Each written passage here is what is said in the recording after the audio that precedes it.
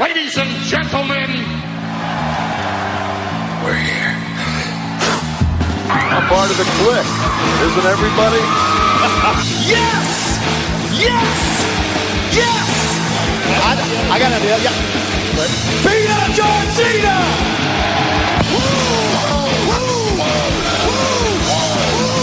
Give me a hell yeah! Oh, a little bit of the bubbly. Too sweet!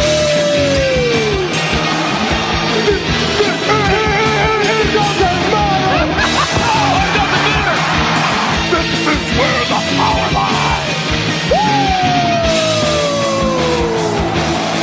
I am the man. If you can, survive! It's showtime, folks! The following episode is scheduled for one fall, and it is for your listening pleasure. This is In The Kliq. What's up, everybody? Baby Huey here, and joining me once again is my brother Tommy. How's it going? Hey, I'm doing good. And also joining us is our good brother from Pro Wrestling 101 on Instagram. It's Richard. How's it going? Howdy, folks. It's Double R here. RICHARDROSS. That's Richard Ross, baby. I love it. I think that should be Bravo. your new intro for yourself. Yeah, it's that's a how new you should do gimmick. it. Yeah. Because for the younger kids, they have no idea it's Jeff Jarrett. Yeah. Exactly. Yeah. No, but here we are back at JEFF, JARRETT. exactly that guy. Yes, host of the podcast host, for The younger chosen one? Exactly. The yeah. king of the mountain? Yeah, man, he's done a lot in pro wrestling. If you really think about it, Don't piss him off, Slapnuts. or you can end up like Beetlejuice from the Howard Stern show. That's still a great gift. Well, you know, my son is just like that. Yeah, exactly. But here we are back at it, post 4th of July weekend. Happy 4th of July to all the Kliqsters out there. It was a very fun, relaxing weekend. Richard, you survive okay? No missing limbs, fingers, toes, anything like that? Oh, no, you have a finger missing. Sorry for the audio version. Yes, it's a finger missing. Guess which finger is missing. And please tweet it at BabyHuey83 on Twitter. Man, Richard, so Tommy and I, after dinner, we took our dad, went to our aunt, pick her up, and Alameda was popping last night. Literally, there were a bunch of fireworks going off over on the Navy base. It was crazy. It was fun. It was a lot of fun, but and we got a new barbecue pit too. Yeah, man. I think I earned my engineering degree this weekend putting together a barbecue pit. Nice old school Weber grill. I feel very handy. I feel like a man now. Oh yeah. So, when you grow some hair on your face, then I'll recognize you as a man. well, that's never gonna happen. It takes me like a week to get a little See? thickness on there. And you just Sharpie it on. Exactly. I'll look like LA Knight. I'll just dye it every other week. Just for men. Oh man, but so much to talk about this week in WWE. First things first, unfortunately, got to start with a little bit of sad news. It was announced a couple days ago that Del Wilkes, aka the Patriot, passed away at the age of 59 years old, apparently from a heart attack. And I mean, for us, we're all around the same age. We grew up seeing the Patriot on TV. You know, we I think for most WWE fans, we remember him when he came into the company. What was that, late 97? Summer. Yeah, June 97 when he joined WWF at the time and started his whole feud with Bret Hart and the Hart Foundation. Hart Foundation, the whole anti-American gimmick that they were doing at the time. And USA versus Canada. yeah, and then within like 4 months, he tore a tricep and he was off TV and then gone by early 98. So, Richard, you know, I turn to you as the wrestling historian. Anything comes to mind when you think of the Patriot? Not much. Rest in peace, Del Wilkes. Yeah, exactly. Yeah. It's I just know, you know, he does have some history before WWF. He was in All Japan, WCW, Global Wrestling Federation. I think that's where he's known most for, is from Global. Yeah, and he started out in the AWA. Yeah, so he had a pretty short career, I think less than 10 years, and he, tore his triceps, retired after that, and then I believe he became a car salesman in South Carolina. So, and that's where he's been for the last 20-something years. So, rest in peace to him. For us, I enjoyed the whole America versus Canada storyline back in '97. That's my favorite year in wrestling is '97 because of Brett. Yeah, it was a very underrated year for WWE. Absolutely. I mean, there's so much that happened that year that really just set the tone for what we saw for the rest of the Attitude Era for the next three to 5 years. Mm-hmm. So, 97 was a lot of fun. So yeah, the Patriot had a little part of that whole year. And Tommy, you mentioned his theme song. Oh, well, Kurt Angle's they stole Kurt Angle. I mean, they stole the Patriots theme and they gave it to Kurt Angle a few years later. So, rest in peace to the Patriot. And, it's just, we're at that point now. Yeah, it's just more and more of these wrestlers are going to be passing away. So it's always kind of sad to touch on that. But some other news, I don't know if you guys realize, here we are, we're recording on July 5th, but July 7th, 1996, that was a very historical day in all of pro wrestling. It was the day Hulk Hogan officially joined and created the NWO. But which side is he on? What's with Scott Hall and Kevin Nash. Thanks a lot, Bobby Heenan. Yes. It's the 25th anniversary of the NWO coming together, and so this weekend WWE is doing a big the best of the NWO. Listen, I know we talked a lot about the NWO a couple months ago when they went to the Hall of Fame, WWE Hall of Fame. This week's going to be capped off. Kevin Nash, Big Sexy, is going to be on Broken Skull Sessions with Stone Cold Steve Austin. So looking forward to hear that dialogue between the two of them. Kind of, they're both were the head of opposing companies at that time, WCW and WWE, so they can kind of hear their perspectives against each other. And Richard, Kevin Nash has always been great in shoot interviews over the years, so I'm curious how much he's gonna open up and share and just shoot from the hip. Should be a lot of fun with Stone Cold. But yeah, anything else about the NWO? Hopefully not shoot from the quad. No, exactly. It'll pop that again. But yeah, no, just looking back on that, when the NWO officially formed that night, anything that stood out for you?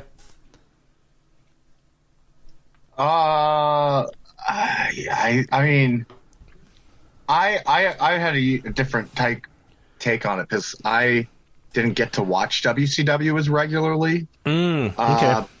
Until I got cable in my room. So, my dad was not a fan of WCW, so I would tape trade with some friends. So I was on a delay a bit. Okay, interesting. Because I would tape Raw, and then eventually I was able to get both. So I would tape Nitro in my room and watch Raw with my dad. But I just remember because I got that in 98 and this is 96, right? Mm-hmm. NWO formed. Yeah. I just remember being at a friend's house and I felt like I got punched in the stomach because I hadn't seen Hogan since he was in the WWF. So next thing I know, it's Hogan wearing black and it's what? Exactly. Yeah.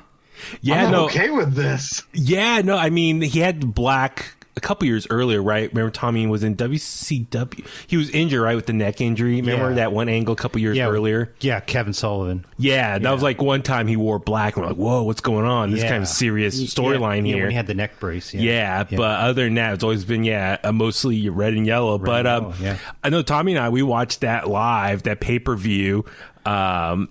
Man, just back in the day when you had the illegal black cable box and you get all the pay-per-views, the wrestling pay-per-views. So I remember we were watching and just, God, when he turned, literally we were gutted. And just the crowd reaction back then, just all the garbage that they were throwing in the ring, the crowd debris. I mean, that was such heat right there in the moment. Red hot heat. We don't see that today anymore. I mean, you'd have to do something. You'd have to do something today that would be morally corrupt. Yeah, it would just be something just so over the top that would get people so angry. But yeah, it's tough to do that now, just because the way social media is and all that stuff. But I remember watching that and be like, "Whoa, oh my god!" And just WCW, there was a lot of shows where the fans were used to throwing stuff in the ring, and I was like, "Oh my god!" Like what a response to get from the crowd. That was amazing. And plus, one of my favorite lines was during that when he turned heel, when Mean Gene asked him when he went on his promo there, and at the end he said, "If it wasn't for Eric Bischoff, he'd be somewhere in the back of a truck selling meat to someone like that." Do you remember that? I'm trying to remember, yeah, from Hogan, yeah. Well, the thing is also, keep in mind, so when that happened, it was so real because, we didn't have like the internet and all this stuff that was kind of like breaking news or releasing a lot of rumors.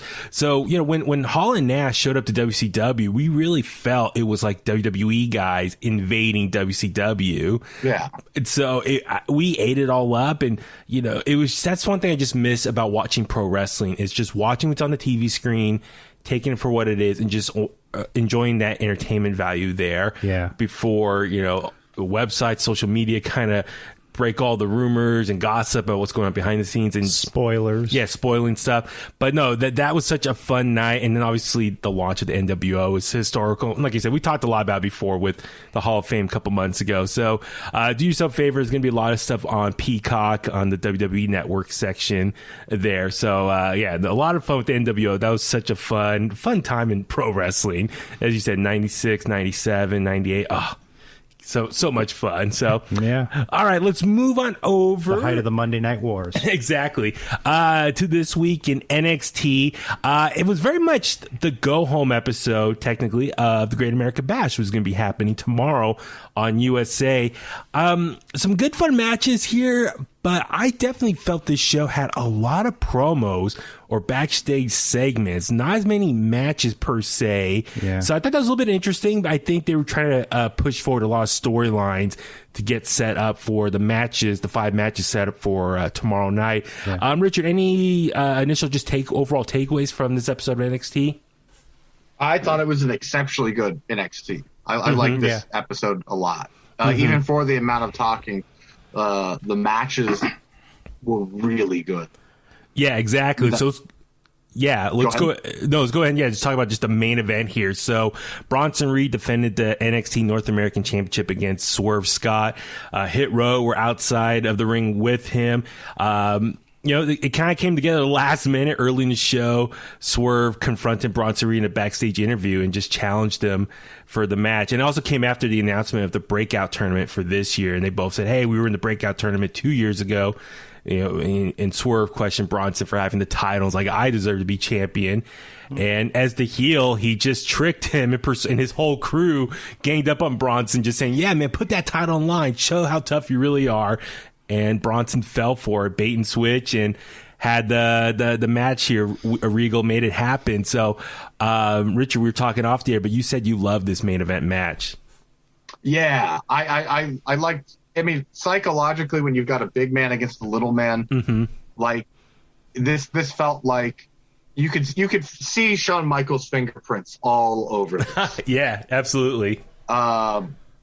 It was extremely well done. I loved when the referee caught on the Hit Row was kind of distracting or helping out Swerve, and Adonis was distracting the referee, and Top Dollar went charging at Bronson Reed, and he just through the barricade. I mean, they keep doing that barricade thing, but when it's like that, it's really good. Yeah. I love the barricade. I think that's, if you can't hit someone over the head with something, like, the barricade is the next best thing. That's why I wonder once, like, okay, we know California, a lot of other states are opening back up now. WWE is about to go back on the road. For NXT, I wonder, because they're going to stay at the Capitol Wrestling Center as their home base. They're not going back to Full Sail. So I wonder if they're going to eventually in the coming weeks maybe open up even more and have more fans come inside. Because they don't really do the Thunderdome screens anymore. They just have the screens up for extra, graphics and whatnot. But they do have fans around the rings here. It's pretty packed now for the last few weeks. But I wonder, remember when they were at the Capitol Wrestling Center last year before the pandemic, how packed it was when Johnny and Ciampa were fighting all over the place? I wonder if they're going to get that packed again, really fill it up to the upper level with people in attendance. So with that being said, with the barricade, I wonder if they're going to keep the plexiglass up there. I hope so. I like it. It's like a hockey game. Yeah. I was wondering if the main roster would adopt that when they go back on the road, just for germ's sake.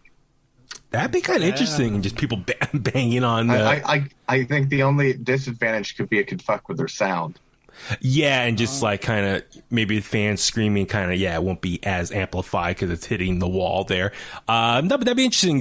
We'll see what happens in a couple of weeks. But I'm with you. I mean, Top Dollar, AJ, he's a former NFL player, so he knew how to go running through a wall, it looked like, and went flying over there. And then Adonis, he comes running after Bronson. Bronson grabs him, throws him over the barricade as well. But it was Ashanti, right? So I like how after Top Dollar went flying over, Ashanti comes running over.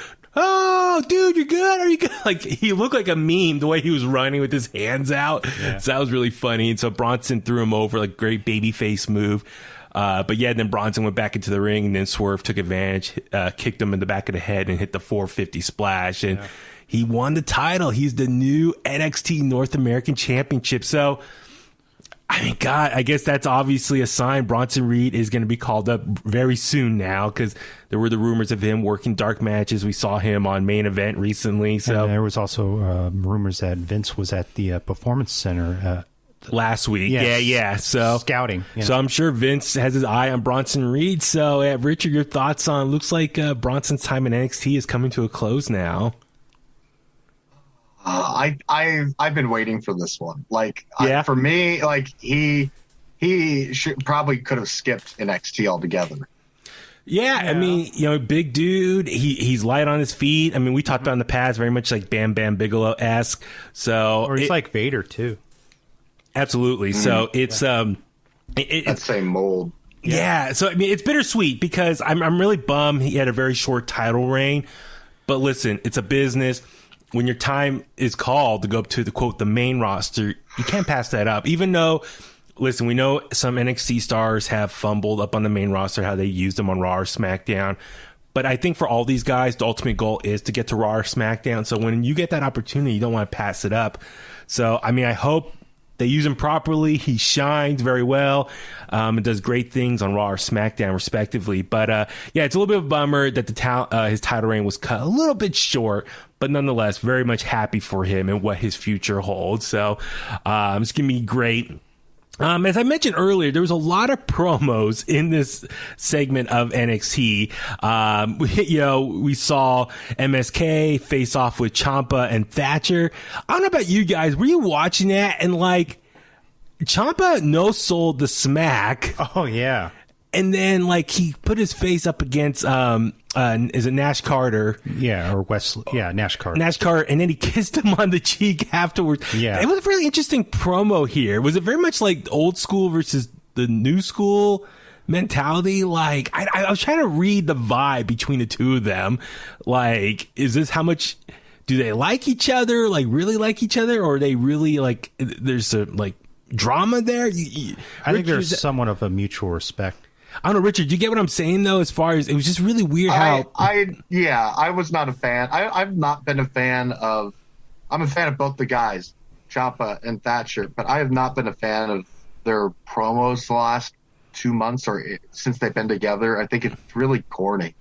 It's tough guy talk that feels like it's taken out of a movie.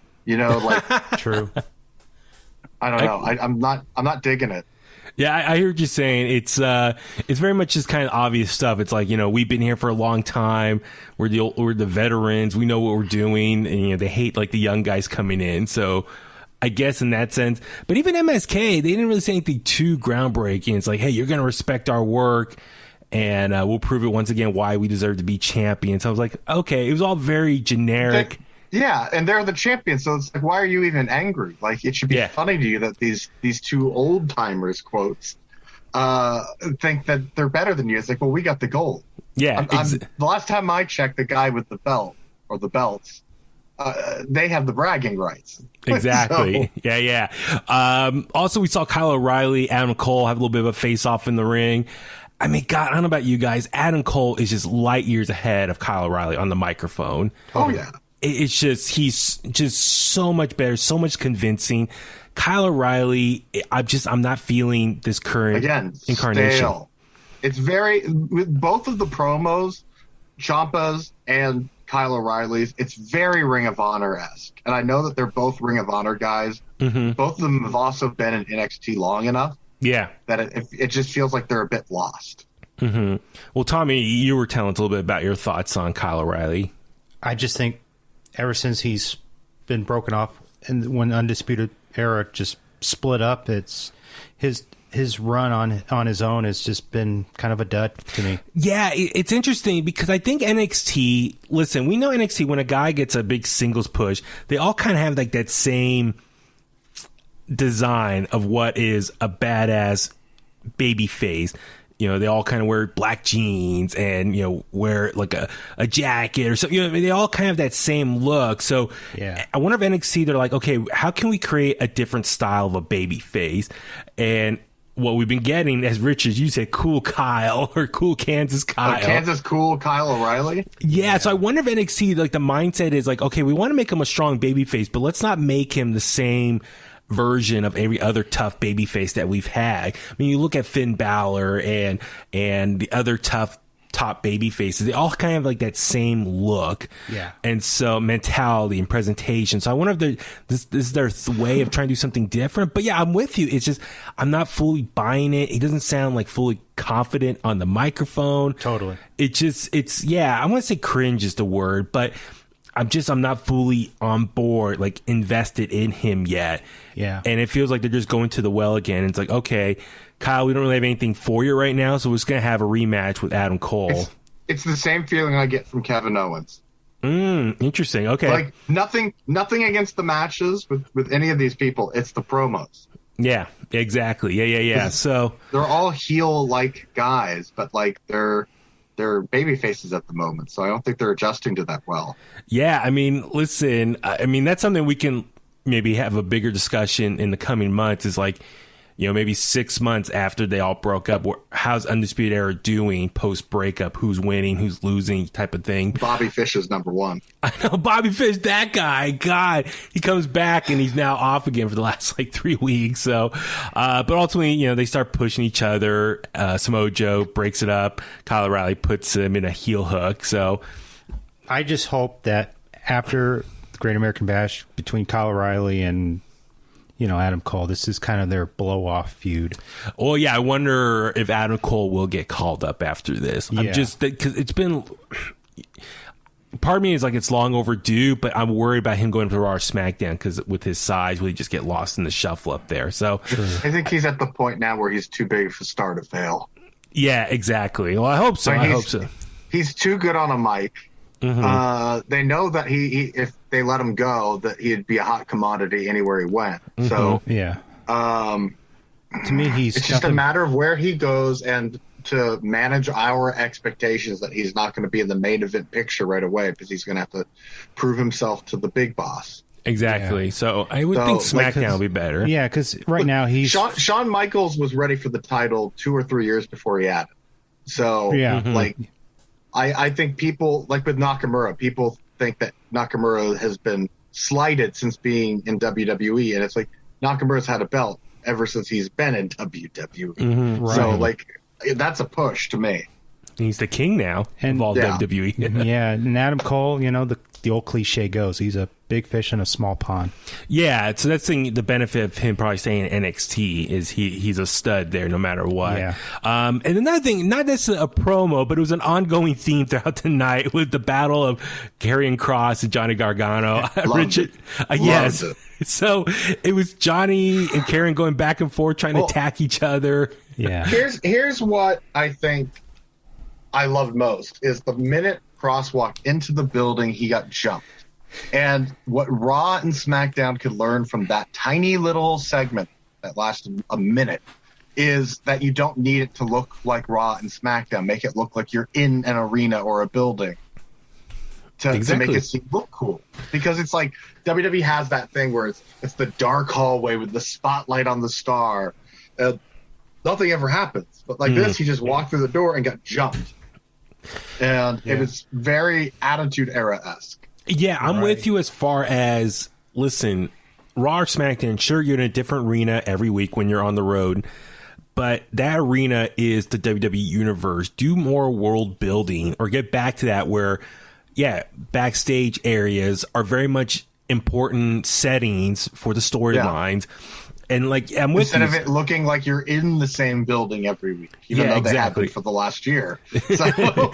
But I'm with you. It's like, the parking lot, the hallway, all these different settings are very important. Like, no one is safe. Everyone needs to have their head on a swivel. People can come after one another and create these dramatic events. So I'm with you. That was very cool just to see that. As soon as Karrion walks in, Johnny attacks him, security comes in, breaks it up, Samoa Joe comes in. So it just creates some chaos right out of the opening segment. And that's something, I wish Raw and SmackDown would do more of. It's like, start the show with some big chaotic moment and be like, oh my God. Well, and then from there, you're trying to figure out what happened. The problem too with them is that they always just make it look like like they're brawling, just throwing fists and stuff, like back and forth. There's too much back and forth. It's like, He blindsided the guy. He got the upper hand on Kross, and when Kross was about to get the upper hand back on him, he ran out. So I thought that worked very well for me. And then we saw Johnny and Austin leave, but then later on when Karrion was getting into his car with Scarlett, Johnny and Austin come out again, attack him, but then Karrion easily takes both of them out. And then Karrion takes his car and looks like he's about to run over Johnny, but it looks like Samoa Joe pulled him out of the way. And then Samoa Joe told Johnny, just, dude, go home. Like, you're lucky. Just like the drunk guy at the bar who knows the bouncer. Yeah, it's like, come on, man, we're going to take you out of here. Yeah. You've had enough. You're cut off. So, dude, I mean, listen, for Great American Bash, I'll call you a cab. This main event, this title match, I'm really intrigued by what's going to happen because we know Karrion Kross has been on main event. He's been doing stuff, dark matches for Vince.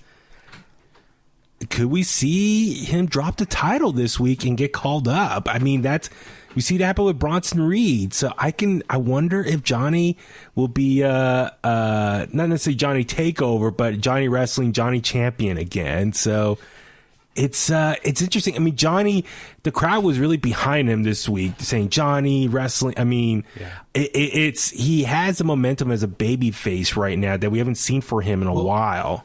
That's interesting too, though, because what we were saying before we got on the mics was about MSK and how it almost feels like they're not as over as it sounds like they're over. But they also haven't been in front of a live crowd yet. So they've been piping in cheers and whatnot. So I think that might be an indication right there. They haven't really been able to get a good grip on who's actually over with the crowd right now. So I think we're going to see that going forward in the next 2 weeks. So it's going to be the next month or two of wrestling is going to be pretty exciting because I think there's a fairly large tidal wave of debuts and returns coming our way. Oh, yeah. Yeah, and that's the thing is for the last, 15 months, WWE's been more or less very much been able to control the narrative. Here's what I find interesting.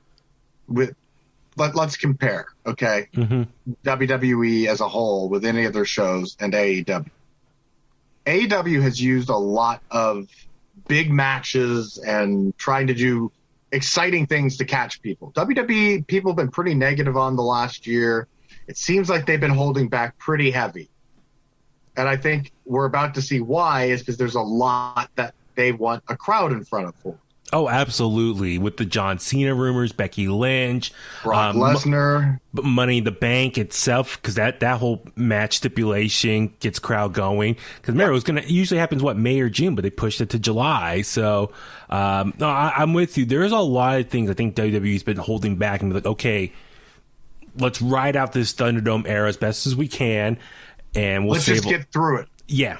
We'll get through this. We're making the most amount of money we've all ever made just for not having to tour. Exactly. So, but I'm with you as far as they've been able to control the narrative and pipe in cheers and boos for who they say is the heel and the babyface. But once the live crowd, which we should all be thankful for, because the other wrestling shows that haven't done that have struggled. Yeah. So it's going to be interesting to see what happens. Once the fans come back and they can kind of take control of the show again and really cheer and boo who they're a fan of. They're the critics. They're the judges. Chant for CM Punk. Yes, I know. I know how all the tropes of pre-pandemic fans. I wonder what they're going to do again when they come back. So we do know what they're going to do. Yeah, exactly. We know. Something I just kind of want to vent on real quick. So that's opening match. Vent. So Io Shirai, Zoe Stark took on Raquel Gonzalez, Dakota Kai, and Shotzi and Ember Moon. The winner becomes the new #1 contender for the tag titles, women's tag titles, at Great American Bash. I mean, for the most part, I thought this match was a lot of fun. It was pretty choreographed, though. It had a lot of chaotic moments. Everyone was getting their spots in one after another, so it felt very much like an indie show. Totally. If that makes sense. One thing is, so during the first segment, right before they went to commercial, I think it was... I'm trying to remember. It all happened back to back to back. So I think Io flipped on the Raquel. Actually, let me double check here. Oh no, excuse me. Shotzi, flipped out on Raquel on the outside. As soon as they land, Raquel slaps Shotzi, like, I think as a way of saying like, "Hey, I'm okay." But it's like, but that, I hate when they do that, like, so blatantly in front of everyone on the camera. It's like good job. It was like a pat on the back, like, good job. And then who was? Oh my God, I think Zoe Stark flipped over. Oh my God, now I'm totally spacing. But one again is, and then no respect. No, but Shotzi, like, after Zoe landed on her, Shotzi got up and quickly went over and started talking in one of their ears. Like, this big move landed on you, and you get right up and flip over and start talking to your opponent in the ear. I think the issue here is that you're seeing a whole lot of people, especially Raquel, with little experience, or not as much experience as you would hope. Yeah. Because I think you kind of have someone from each team that is kind of the more experienced person. So you've got Io, you've got Ember, and you got Dakota. So each one of them is kind of mentoring their partners through this. And I think you're seeing which people were struggling and which ones weren't. Yeah. Okay, yeah, here it was. So let's see. Io Shirai with the moonsault, Shotzi with the suicide dive. The Ember Moon came off the top rope with the senton, and then Zoe Stark with the springboard cross body on everyone. So I'm not like, Raquel patted Shotzi. Shotzi, after the suicide dive, was whispering in their ear right away, and then after Zoe Stark, she was talking. So it was like they're all talking to each other after these big spots. And I'm like, don't talk to each other so blatantly in the match. Like, to me, it drives me more nuts that it's everyone doing their finishers at the end like that, because it's like the only time ever that was cool was the go home show for Survivor Series 2001 with the Alliance against the WWE, and everyone was hitting their finishers. Yes, yeah. No one knew what was going to happen. You know, you probably did, but yeah. Well, no, but so, like, for me, it's like, I want to enjoy all these big spots, everyone doing their moves on each other, but then the fact they all start talking to each other or pat each other, it's like, don't break kayfabe like that. And, like, I get it, you're trying to let each other know maybe you're okay or trying to plan the next spot, but, like, be more subtle. That's what I'm getting at. It's just, that frustrates me. But I mean, overall, it was a very fun match. But like I said, it felt very much like an indie match where everyone was getting all these spots in nonstop. Felt very choreographed. You know what they'd say though if they were at an indie show. What's that? You know what they'd say if you were at an indie show. What's that? This is wrestling. This is awesome. But ultimately, we saw the finish with Io Shirai pinning Dakota Kai for the win. So yeah, Io Shirai and Zoe Stark are going to get a match next week, which I'm excited for because Io's been off TV for a while, and listen, she's not necessarily in the main event scene right now for the women's division. Actually, they don't really have anything going on right now. Raquel's been so busy, even though she's women's champion. Her and Dakota have been so busy with the tag title scene. It's like they've been so focused on the women's tag title scene for a while now that I don't think there's any main eventers really planned out for Raquel Gonzalez after this. So I don't know if that's good or bad for the women's division. I think there is. So, I think Dakota. I think Dakota's. I mean, if you noticed when Dakota came out this week, there's a slight change to the opening of her music, and it was a little bit darker. And I feel like they're not going to win the tag team belts whenever they get their next shot or whatever it's going to be, and that's where she's going to turn on.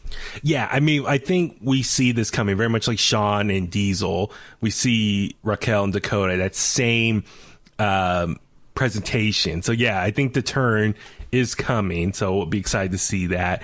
And see what else from NXT. Roderick Strong has debuted under the Diamond Mine, defeated Asher Hale. Who the hell is that? The guy, the 205 guy he beat. So is he a 205 guy? I think he was. Yeah, fairly new. Okay. He looks like WWE's version of Darby Allin. So Roderick Strong, I mean, he's got the shaved head, he's got the whole Diamond Mine crew. Kind of interesting. He's kind of like coming into the ring, kind of like an MMA. I think I like it. Yeah, is an MMA guy, and they're all hyping him up and like hugging him, getting him ready. So, it was a quick match. So, I mean, we have to wait and see how this more gonna unfold. But I'm still kind of curious the whole creation of Diamond Mine, where'd that come from? So hopefully we get him or Malcolm on the mic very soon to kind of break down their motivation behind all this. But overall, Roderick Strong looked really good. Yeah. I liked what's his name, the Pokemon kid, when he took the knee to the face and just kind of crumbled. Which one? The Ash kid. Oh, Ash. Yeah. The Pokemon kid. Yeah, the Pokemon kid. Two more things real quick. So we saw Mercedes Martinez, Jake Atlas take on Xia Li and Boa.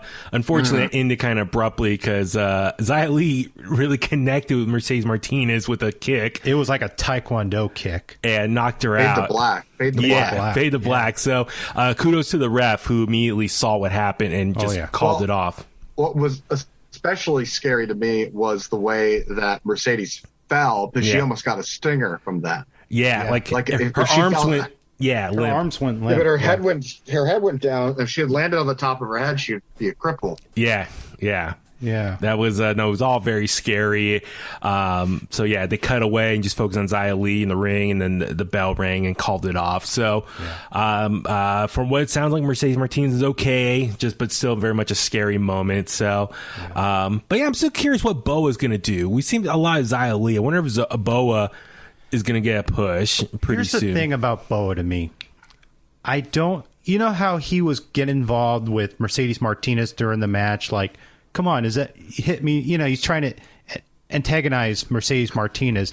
And he kind of did the same thing with Raquel Gonzalez a while back. Remember, Raquel Gonzalez punched him or tackled him or something like that. Yeah. I don't like when the male talents confront or get involved with some of the female talent because I feel someone like that. If it's not China, it makes them look weak. That's what I was totally thinking. So that's kind of a pet peeve of mine. One last thing you just touch on is Cameron Grimes. So he had a match with Ari Sterling. It was a pretty good fun match. That Ari Sterling guy, he he has the colorful hair, and he's the one who made fun of Ted DiBiase last week. But it was a pretty fun match. I wonder if he's going to be in the breakout tournament. That'd be pretty cool if he was. But Cameron Grimes wins, but obviously the big story, LA Knight comes out afterwards and challenges. They go back and forth, and obviously it leads up to a match where if LA Knight loses, obviously he loses the $1 million title. Cameron Grimes becomes a new $1 million champion. If Cameron Grimes loses, he becomes LA Knight's butler. So, dude, I mean, I hate to already make a prediction. You kind of know what's going to happen here. Cameron's losing. Yeah. Like, this is going to be another step in this whole storyline. So Cameron Grimes is going to be the butler. Not necessarily maybe like a Virgil per se, like was to Ted DiBiase, but obviously his right-hand man, and we're going to see the struggles of that. And obviously he's going to add more heat to LA Knight, because I'm sure he's going to add more, just a ridiculous task to Cameron Grimes and just piss him off and make Cameron Grimes a huge baby face out of this. But didn't this happen in NXT like a few months ago where it was Jenny, she lost to... Oh, in NXT UK. Yeah, who did she... No, it wasn't Jenny. It was I forgot the other woman's name. But anyway, they lost, and they had to carry the woman's bags. Yeah. So it's kind of similar a little bit, but... Yeah, similar storyline. Old school. Yeah, I cannot wait. Cameron Grimes is going to become such a huge baby face out of this. Once he gets his revenge on LA Knight, eventually, it's going to be a big thing. So it's going to be a lot of fun. So anyway, looking forward to Great American Bash this coming week. Should be a lot of fun. 5 great matches there.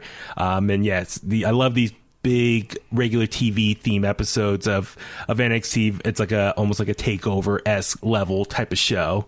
But yeah, Great American Bash, just a legendary name in its own right. So yeah, I wonder if they're going to bring back the red, white, and blue ropes. I hope so. I would love that. That'd be kind of cool. Very old school. Last but not least, let's go touch on SmackDown this week. Richard, I don't know about you. Listen, I know between Raw and SmackDown has been the better show for a while now. Since they moved to Fox. Yes. But I feel like recently SmackDown is starting to get a little repetitive. Totally. It is. With some of the matches and some of these storylines. Obviously, Sami Zayn, Kevin Owens, we've seen that so many times. Roman Reigns storyline. We didn't get Roman this week. Instead, we got Jimmy and Paul Heyman. But Jimmy is just acting like Jay was like 6 months ago or 8 months ago, wherever it was, 9 months ago. Yeah. So I'm like... they're copying paste right now. I'm feeling a lot of stuff that's getting repetitive. Bayley, Bianca Belair, once again, this time an I Quit match at Money in the Bank. They just had Hell in a Cell. That should have been the final match in a feud, but now we're getting the third match between the two of them, or actually it'll be the fourth match. Like I said, this will be a blow-off feud. So, same goes with Sami Zayn and Kevin Owens with this match that we had. I mean, I guess it was cool seeing Edge return and, challenge Roman Reigns, and Jimmy want to do good by his cousin and prove that he deserves to be in the family. And so he goes after Edge, but Edge just beats the crap out of him and then repeats the same pose with the bar from the chair and putting it in his mouth and pulling back and trying to recreate WrestleMania in that same pose in the photo he showed. I guess let's start with the Roman stuff. Roman Edge, are you hyped for this again? It's going to be here in a couple weeks on Money in the Bank. Well, the way I'm thinking of that one is that I haven't seen it. Like WrestleMania was such a it was a good main event, but it was chaos. With Jimmy running around or Jay running around. Sorry with this. Yeah. So I think this is going to be a fun match. In terms of the rest of the show, I liked the stuff with Corbin. I thought that was fun. Mm-hmm. We got Zelina Vega back. Yeah, yes. Absolutely. Which was good, and it wasn't Becky Lynch versus Charlotte Flair match, but it was fun for what it was. Right. And I think that Liv Morgan has a point, and what she's saying is like, why are these women just getting a match? Like no one's earning this spot in Money in the Bank. Yeah. Which I think is kind of done intentionally for her to be the voice of the fans. Mm-hmm, so, I'm liking it. I'm not. I think there's too much going on with Roman and his cousins. I want them all to be together, but at the same time, I don't need to see segments of them kissing Paul Heyman's ass or Roman's ass. Like, yes, I think we all kind of know what's going on here. Yeah, right. So I mean, especially because it's family, you don't need any more explanation than that. It's like, I mean, like I think I said last week, we get it when Jimmy came back. He was like, whoa, Jay, come on, man. Like, you don't need Roman. He's using you. You and I, we can win the tag titles, and being champions, we could be head of the family. And so he was very anti-Roman. And then he saw his brother get really frustrated and just like kind of going crazy, trying to stuck in the middle between Roman and his brother. And, you know, we haven't seen Jay in the last few weeks. I just feel like Jimmy quickly, I mentioned this last week, I think he turned too quick and be like, okay, Roman, I'll do what you want. I'll be there for you. I still think that's because he's doing whatever it takes to get his brother back on the show. He's trying to show his brother, I can play ball. Now come back and let's win those belts, you know? Because I think Jay adopted a moniker while Jimmy was gone, you know? Yeah, Main event Jay. Yeah. So, like, I think going forward, you have to wonder, are we going to get an Usos feud? Potentially. And that's the thing. It's like, listen, the Roman storyline for the most part has been great for SmackDown or for WWE as a whole. I just wonder, okay, you're kind of repeating the same steps with Jimmy now that you did with Jay. Okay, where's this going to go? Kind of like, let's get the ball rolling, unless they're trying to save some big swerve for the fans' return. That's the only reason why I think they're just dragging their feet on this right now, is that might be the reason. But I'm trying to be patient. Well, I think they're trying to keep in mind it's Bruce Pritchard writing it. I think he's giving you a long-term story, and we're not used to long-term stories. That's exactly kind of his specialty, considering he's the guy who wrote a year-long story of the mega powers exploding. Yeah. So, and as you mentioned earlier, Zelina Vega made her big return. So Sonya Deville's in the ring, announced another competitor for the women's Money in the Bank match, and said, yeah, Zelina Vega, which is okay, cool. Glad to see her back. Kind of a little bit of underwhelming, just like, ta-da, here she is. I did like Liv Morgan's part, though. Very much what you said, Richard. Like, she kind of represents the fans, but like, wait, you know, Raw's having qualifying matches, earning their spots, but SmackDown, they're just being handpicked. They're not even earning it. And Zelina Vega's been gone since November? And she's in an opportunity for a women's title shot at some point. I mean, it's a little bit unfair. I think you're seeing them plant the seeds for a Liv Morgan push. Yes, absolutely. Oh, yeah. And I know Mike Johnson reported, I think it came out today, about Zelina Vega's return. Apparently, a lot of upper management people, or some people, were really supporting of her and wanted her back. Didn't think she should have been released. If you go back and find the episode that we all talked on about that, we all said that she'd probably be back in a year or so. Oh yeah, totally. All three of us, because it's like, because look, what she did was she created an OnlyFans account. No nudity, folks.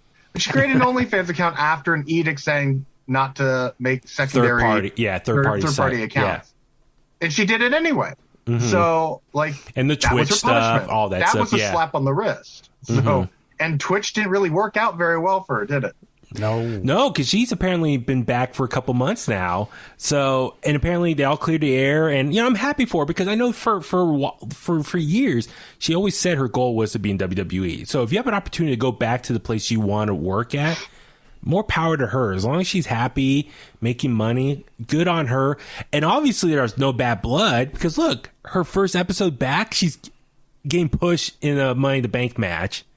Like, that says a lot, I think, right there, that obviously there's no bad blood, because they're pushing her in this match where she could potentially... And she didn't get squashed. She tried to cheat herself, and then it got flipped around on her. Yeah, so Liv Morgan and her had a match on SmackDown. Liv Morgan won. So, I mean... Liv Morgan will probably be added to the Money in the Bank match. It's not official, but I think because she challenged Carmella, right, and had a little back and forth with her. Right. Challenged Zelina Vega. So Liv Morgan's going after all the people who are getting these, like, silver platter opportunities just handed to them. Yeah. So Liv Morgan, I think, from a babyface standpoint, is building up some sympathy. Like, she's pissed off. She's trying to earn her opportunity in there. So Liv Morgan, this might be, as Richard, you said, this might be the beginning of a big push for her as well. So the seeds. They're planting the seeds. Yeah. Plus, like, you look at the Riot Squad. she's the only one left. So they do see something in her clearly. Yeah. Oh, yeah. Absolutely. Yeah, totally. And this last man standing match for I was laughing. Raw just had regular, qualifying matches for Money in the Bank, while SmackDown has all these different stipulations. So I know. Last man standing match between Kevin Owens, Sami Zayn, winner qualifies for the Money in the Bank match. This match was great. It was an awesome match. They always have good matches. We've seen it a million times, but it's no different than back in the day we'd get Benoit versus Angle. Yeah. Like, it happens so often you got sick and tired of it, but you watched it every time because it's so damn good. Yeah. I mean, obviously, the stack tables, Kevin Owens falls into that. I love the finish though. Just Kevin Owens getting so pissed off doing like 3 power bombs on the table. Start off with the stunner. Yeah, and then the outside, another power bomb, and then power bomb on the apron, and then Sammy was just so broken he couldn't stand up. So I like that finish. It was just Kevin Owens so just pissed off, like just throwing him down over and over. I thought that was a great way to kind of finish it off. It was simple and it's classic. Yeah, I mean, they beat the hell out of each other, and Sami Zayn's back was all red afterwards. Oh, so God. He took a beating. Yeah. So let's see, anything else? I like Otis. I love what they're doing with Otis. Yes. His in-ring work reminds me of Vader. Totally. Yeah, he's just a stocky Vader. It's I don't know. You can see it in his face. It's more believable. Like he was very fun and funny and pulled at our heartstrings at times. Yeah. But like this Otis is awesome. Totally. Yeah. Need more ass kickers. Now, can you imagine this? Bronson Reed versus Otis. Oh, I don't want to imagine that. I don't like big man matches. Oh, you don't? Well, No. well, here's the thing. I Remember, like big man, small man. remember a few months ago, the rumor of all the big men were going back to the Performance Center to relearn how to be a big man in the ring wrestling.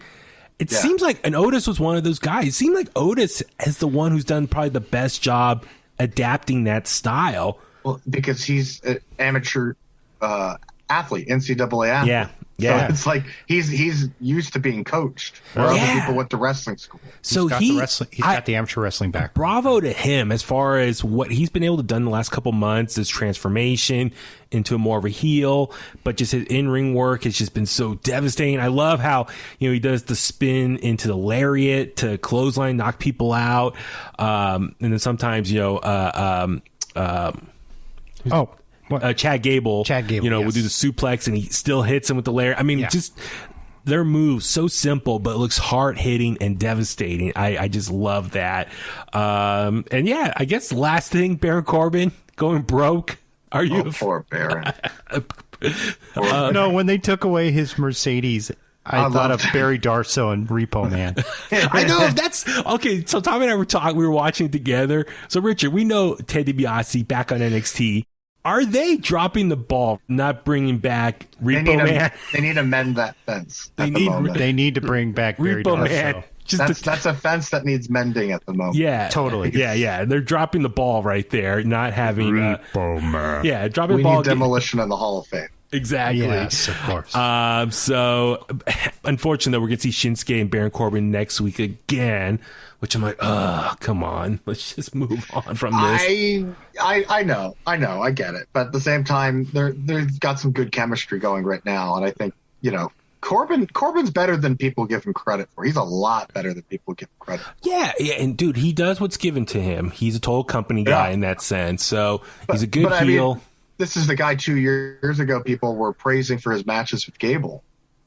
That's right, the King of the Ring stuff. Yep. Yeah.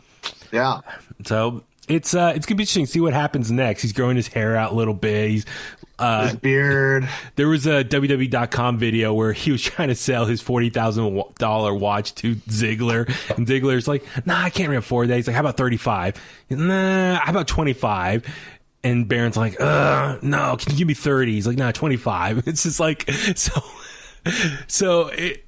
you can, go to WWE.com or their YouTube channel, and they got like these extra clips of Baron Corbin just suffering. So we'll see what happens with Baron Corbin. On that note, let's start wrapping things up. Richard, where can the Kliqsters find you online? You can find me at Pro Wrestling 101 on Instagram. Please send your hate tweets to @BabyHuey83 if you disagreed with anything that Danny said or I said. Tommy, I don't think anyone disagrees with ever. No, everyone loves Tommy.